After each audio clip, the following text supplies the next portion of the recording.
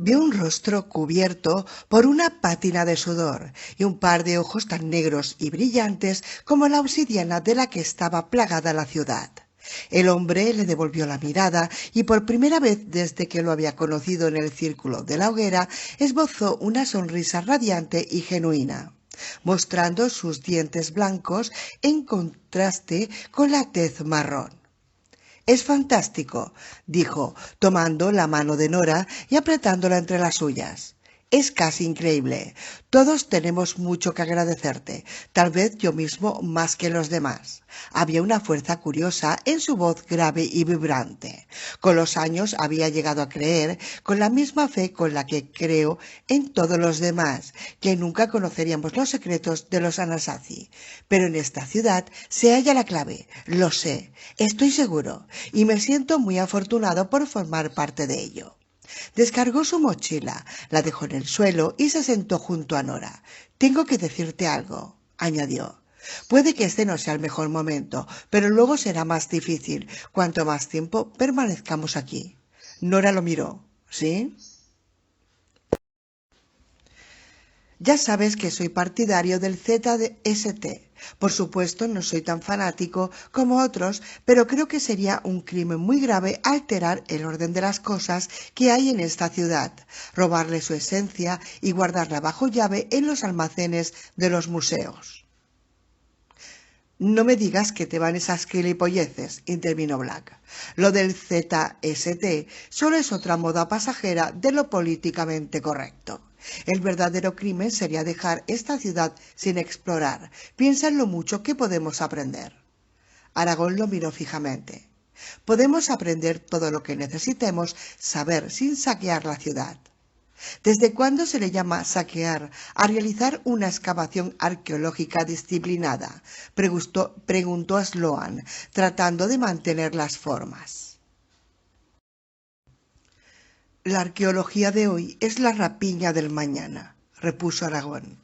«Mirad qué hizo Slitman con el yacimiento de Troya hace 100 años, en nombre de la ciencia. Prácticamente demolió el lugar, lo destruyó para las generaciones futuras y eso en sus días se consideraba una excavación disciplinada. Bueno, tú puedes andar de puntillas por donde quieras, tomando fotos y sin tocar nada», añadió Black, alzando la voz, «pero por lo pronto yo me muero de ganas de empezar a hurgar este vertedero». Se dirigió a Smithbag. «Para los legos en la materia, estos tesoros son asombrosos, pero no hay mejor sitio para averiguar todo cuanto quieres saber que un buen montón de basura. Harías bien en recordarlo para tu libro». Nora observaba a los miembros de la expedición. Suponía que tarde o temprano iba a tener lugar aquella discusión, pero no esperaba que fuese tan pronto. «No hay forma», empezó a decir, «de iniciar una excavación formal de la ciudad, aunque quisiéramos hacerlo. Lo único que podemos hacer en las próximas semanas es una exploración y un inventario». Black empezó a protestar y Nora lo interrumpió alzando la mano. «Si tenemos que datar y analizar la ciudad como es debido, habrá que ser un poco invasivo. Esa es la labor de Black, y la alteración del yacimiento se verá limitada a las pruebas que realice en el vertedero. No se podrá excavar ninguna parte de la ciudad propiamente dicha, ni se cambiarán de sitio ni se retirarán los artefactos a menos que sea absolutamente necesario y siempre con permiso expreso». «Alteración del yacimiento», repitió Black con tono sarcástico, pero se sentó con aire satisfecho. «Tendremos que recoger unos cuantos para analizarlos en el instituto», continuó Nora, «pero solo nos llevaremos artefactos de rango inferior que estén duplicados en otra parte de la ciudad.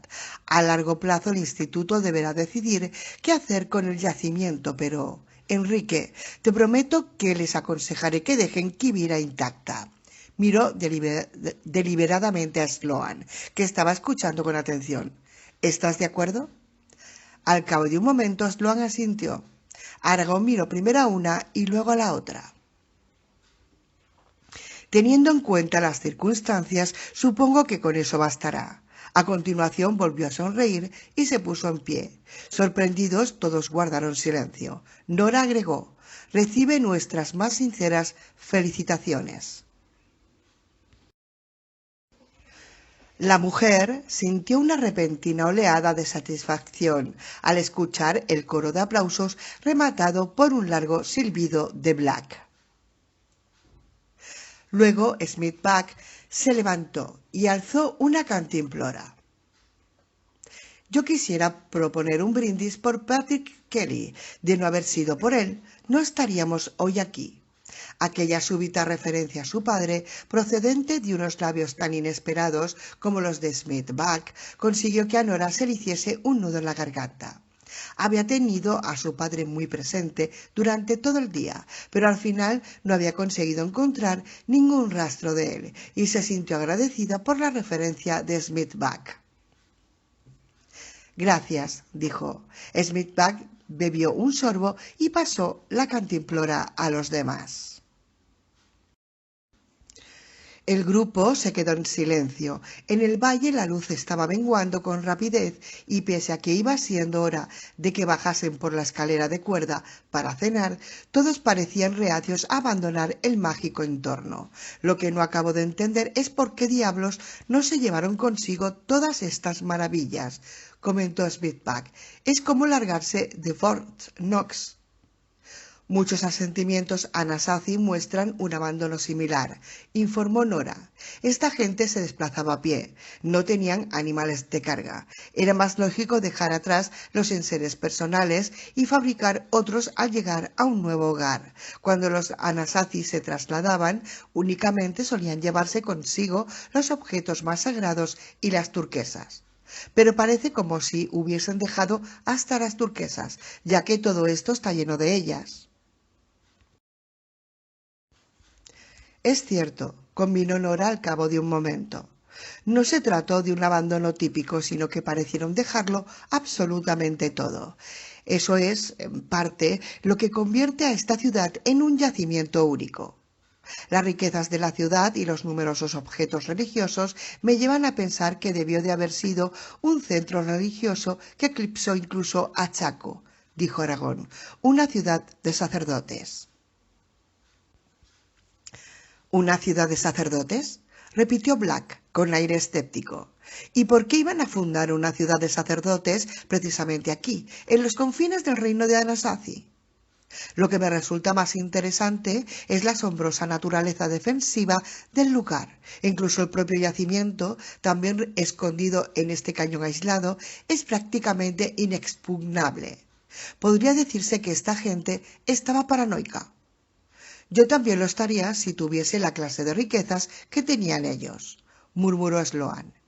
Y si eran tan inexpugnables, ¿por qué abandonaron la ciudad?, preguntó Holroyd. Seguramente sobreexplotaron el valle de abajo, aventuró Black, encogiéndose de hombros. Simple agotamiento del suelo. Los Anasazi no conocían el arte de la fertilización. Nora hizo un gesto de negación con la cabeza y puntualizó.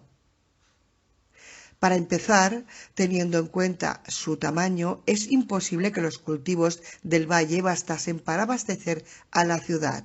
Debe de haber 100 graneros ahí detrás. Así pues, tuvieron que importar toneladas de alimentos de otro lugar. No hay otra explicación, lo cual nos lleva a otra cuestión. ¿Por qué fundar una ciudad tan grande justo aquí, en mitad de la nada, al final de un camino tan largo y tortuoso, al final de una garganta secundaria? Durante la estación de las lluvias, este cañón debía de estar impracticable la mitad del tiempo.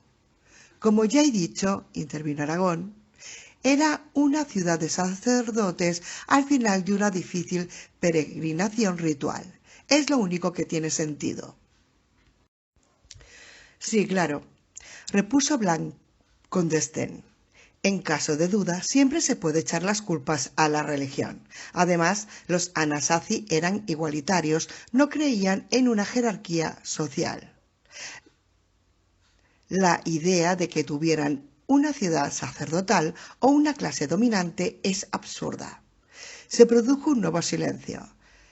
Lo que de veras me intriga, dijo Smith-Pack con el cuaderno en la mano, es la idea del oro y la plata. Ya está otra vez con lo mismo, pensó Nora.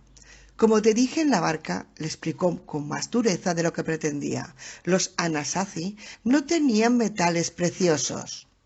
Espera un momento, replicó Smith-Pack, cerrando el cuaderno y guardándolo en los pantalones. ¿Qué me dices de las crónicas de Coronado que Holroyd estaba leyendo en voz alta? Todo eso de los platos y las jarras de oro. ¿Insinúas que no son más que estupideces? Nora se echó a reír. Bueno, yo no diría en esos términos, pero sí.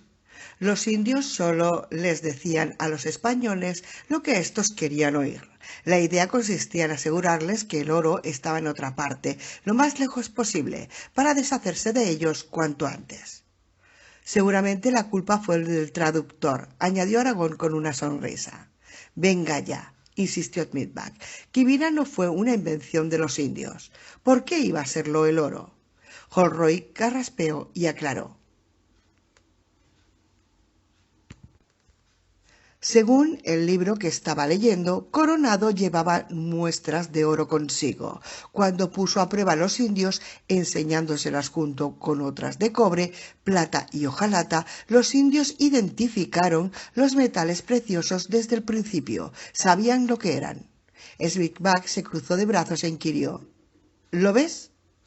Nora puso los ojos en blanco. Uno de los fundamentos de la arqueología del sudoeste era que los Anasazi no disponían de metales, ni siquiera valía la pena discutir aquel asunto. Se han encontrado túmulos Anasazi por todo el sudoeste que contenían plumas de oro, del oro y guacamayo, importadas de los imperios aztecas y de sus predecesores los toltecas, intervino Black.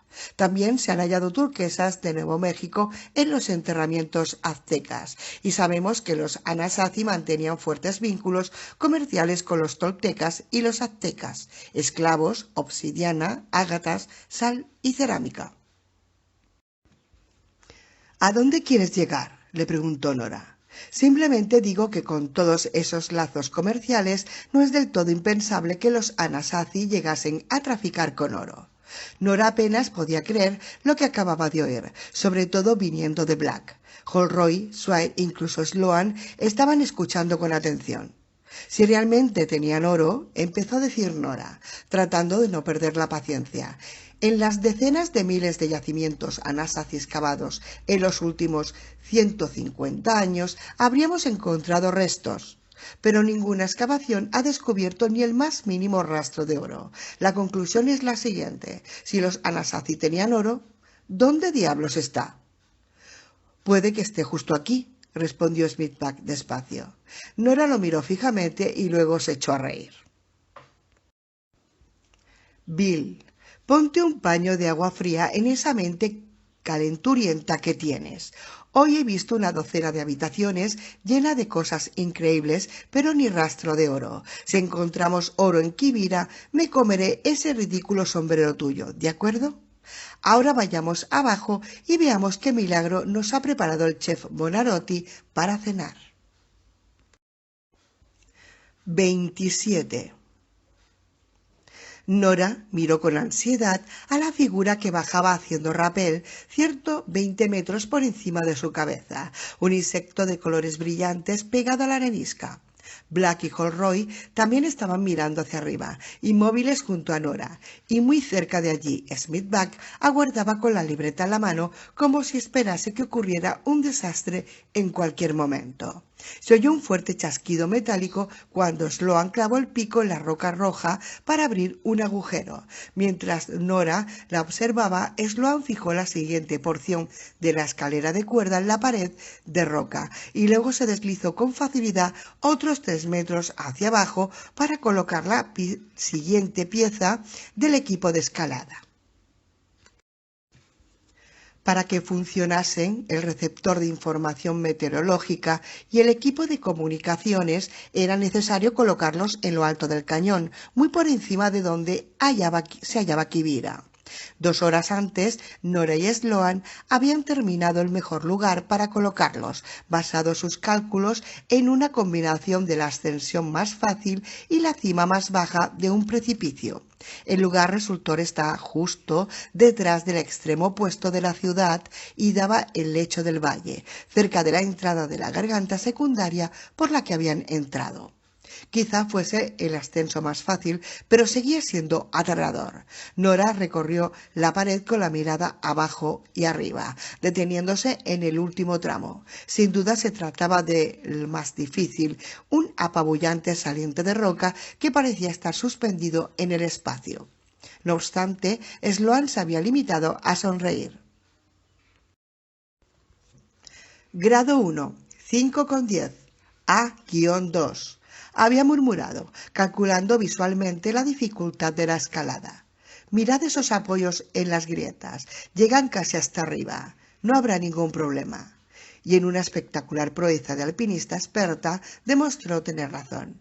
Al cabo de una hora, mientras abajo esperaban con nerviosismo, unas eslingas y una bolsa cayeron al suelo desde arriba, la confirmación de que Sloan había alcanzado la cima y estaba lista para subir el equipo de radio. En aquel momento, Sloan estaba bajando hasta la franja de piedra donde se hallaba Kibira, colocando la escalera de cuerda a su paso. 10 minutos más tarde, bajó ágilmente de un salto y fue recibida por el grupo con un coro de ovaciones.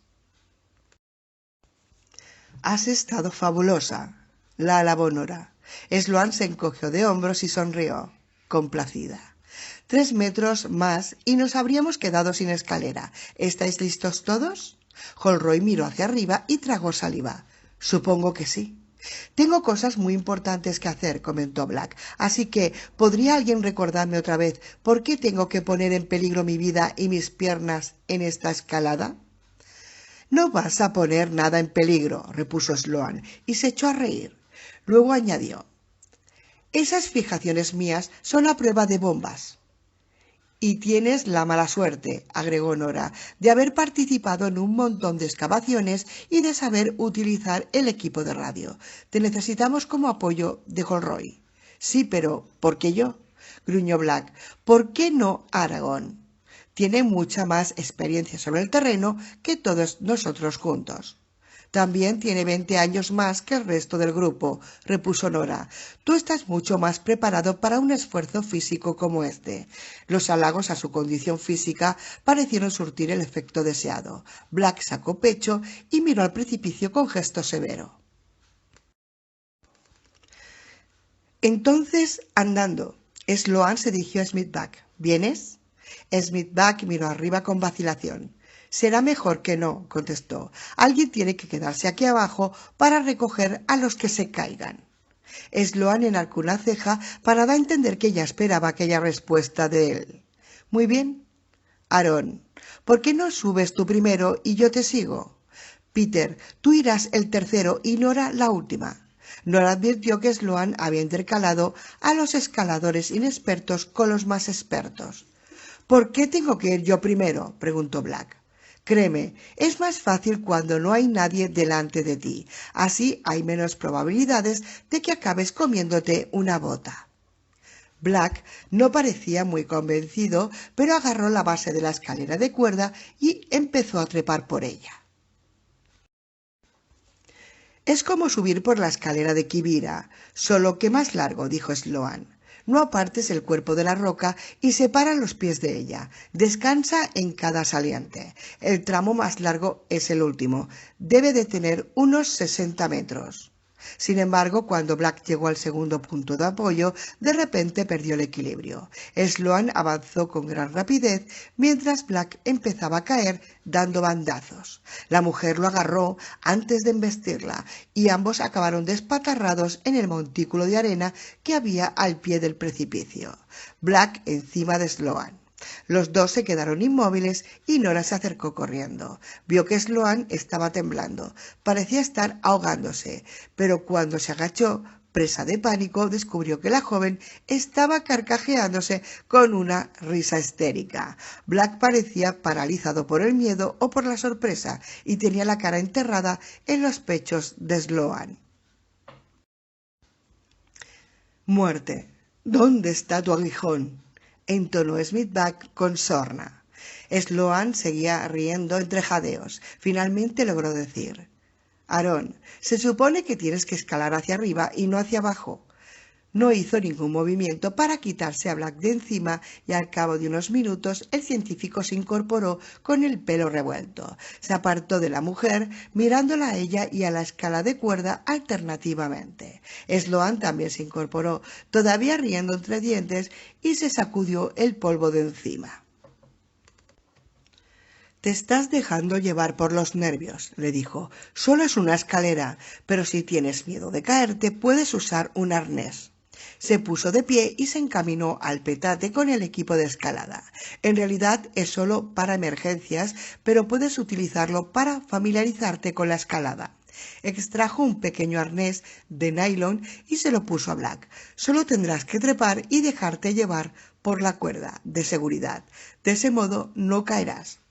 Black, inusitadamente callado, se limitó a mirar a Sloan y a sentir, esta vez con la seguridad psicológica del arnés y las palabras de aliento de Sloan, empezó a subir y al cabo de unos minutos estaba trepando por la pared vertical con plena confianza en sí mismo. Sloan lo siguió y luego Holroyd enfiló el último peldaño. Nora reparó en que, con el revuelo de la caída, Sloan había olvidado comprobar el estado de ánimo del especialista en detección de imágenes.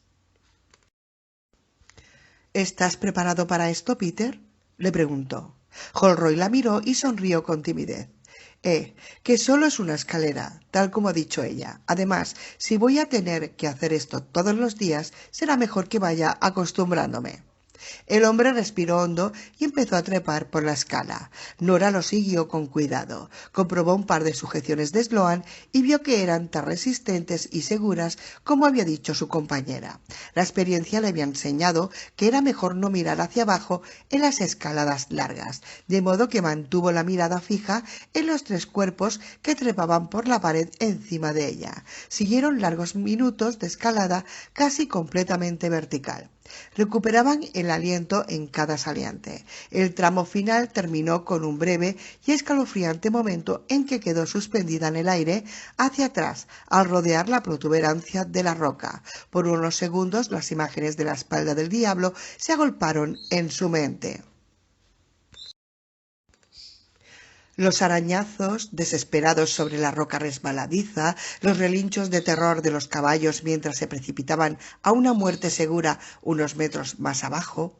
Luego dio un firme paso hacia arriba, levantó el peso de su cuerpo hasta lo alto del precipicio y cayó de rodillas sin resuello. Allí estaba Holroyd, con los costados palpitándole y la cabeza apoyada en los brazos cruzados, y junto a él se hallaba Black, temblando por el cansancio y la tensión. Solo Sloan parecía no afectarle el enorme esfuerzo. Empezó a arrastrar hacia sí el instrumental del equipo para alejarlo del borde del precipicio y colocarlo en un lugar seguro. La unidad de localización por satélite de Holroyd, que contaba con una larga antena de UHF, la antena microondas, el panel solar y la batería de larga duración, así como otro panel con diversos receptores y transmisores. Junto a ellos, brillando bajo la luz de la mañana, la antena parabólica todavía estaba metida en la misma redecilla de nylon con la que habían protegido para ascender por la pared de roca. Al lado se hallaba el receptor de información meteorológica. Holroyd se levantó con gran dificultad y se acercó al equipo, seguido por un recitente Black. «Dejadme preparar todo esto y calibrarlo», dijo Holroyd. «No tardaré mucho». Nora consultó su reloj con satisfacción. Eran las 11 menos cuarto, 15 minutos antes de la hora prevista para establecer la conexión diaria con el instituto. Mientras Holroyd ponía en marcha la unidad de radio y alineaba la antena, Nora miró alrededor para contemplar la vista. Era impresionante, un paisaje de cumbres rojas, amarillas y sepia que se extendían a lo largo de innumerables kilómetros bajo la radiante luz del sol, cubiertas por solitarios matorrales de pinos y enebros. Mirando al sudoeste, a lo lejos, divisó la sinuosa garganta por la que corría el río Colorado. Al este se le alzaba la imponente cordillera de la Espalda del Diablo, por detrás de la meseta de Kaiparowitz, cuya proa se abría paso por encima de la tierra, como un gigantesco buque de guerra de piedra que surcase el páramo, con los costados despellejados hasta los huesos por la erosión, horadado por simas y barrancos profundos. El paisaje se derramaba interminablemente en todas direcciones, una jungla de piedra deshabitada que abarcaba miles y miles de kilómetros cuadrados. Para facilitar la recepción, Holroyd se encaramó a uno de los raquíticos troncos del Ebro y atornilló el receptor de información meteorológica en la parte más alta del tronco. Luego enroscó el cable de la antena de la unidad alrededor de una rama larga. Cuando ajustó el aumento del receptor, Nora oyó la voz monótona del meteorólogo leyendo la previsión del tiempo para Page, Arizona. Después de observar a Holroyd instalar el equipo, Black se encontraba de pie lejos del borde del precipicio, sintiéndose satisfecho consigo mismo. Su petulancia, atenuada por el arnés que aún llevaba colgando de las caderas, mientras tanto Sloan permanecía peligrosamente cerca del borde. «Es asombroso, Nora», exclamó, «pero si miras abajo desde aquí, no se te ocurriría pensar ni por un momento que hay un hueco inmenso, con que, mucho menos, un yacimiento. Es del todo increíble». Nora se acercó a ella. Las ruinas, escondidas mucho más atrás, ya no eran visibles, y el saliente de roca que había bajo aquella cumbre ocultaba cualquier indicio que delatase la existencia de una cueva. 200 metros más abajo, el valle yacía acurrucado entre paredes de piedra como una gema verde en un engarce de rojo. El arroyo fluía por el centro y Nora vio con mayor claridad el tortuoso camino, de 90 metros de anchura, jalonado de rocas que habían dejado las frecuentes riadas a su paso y que atravesaba el centro del valle. Distinguió el campamento, con sus tiendas de campañas azules y amarillas desperdigadas entre los álamos muy por encima de la ribera del valle, así como una voluta de humo que se desprendía de la fogata de Bonarotti. Era un buen campamento y muy seguro. Cuando faltaba poco para las 11, Holroyd apagó el receptor de información meteorológica y se concentró en el aparato de radio. Nora oyó unas interferencias, el silbido de una sobrecarga en la frecuencia. «Ya lo tengo», anunció Holroyd, colocándose un par de auriculares. «Vamos a ver quién está ahí». Emitió un murmullo por un micrófono tan pequeño que parecía un juguete. Luego se incorporó con brusquedad. «No vais a creerlo, pero tengo al doctor Goddard en persona al aparato. Voy a pasarlo por el altavoz». Sloan se apartó rápidamente del borde del precipicio y empezó a enrollar la cuerda. Nora la observó un momento y luego dirigió la mirada al micrófono, sintiendo cómo la emoción del descubrimiento volvió a encenderse en su interior. Se preguntó cómo reaccionaría el viejo científico ante la noticia de aquel éxito. «¿Doctora Kelly?», preguntó la lejana voz, resquebrajándose y casi inaudible. «¿Nora? ¿Es usted?» «Doctor Goddard», respondió Nora, «estamos aquí. Lo hemos conseguido». «Gracias a Dios».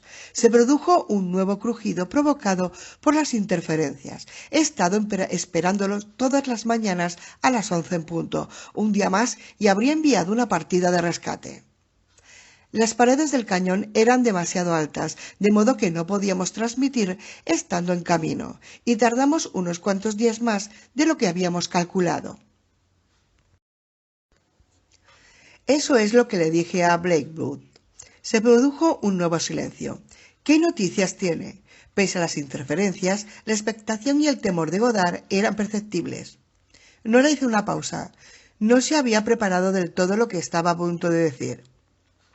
«Hemos encontrado la ciudad, doctor Goddard». Se oyó un sonido que tanto podía haber sido un grito ahogado como una nueva interferencia. «¿Han encontrado Quivira? ¿Es eso lo que acabo de oír?». Nora permaneció en silencio unos instantes, preguntándose por dónde empezar.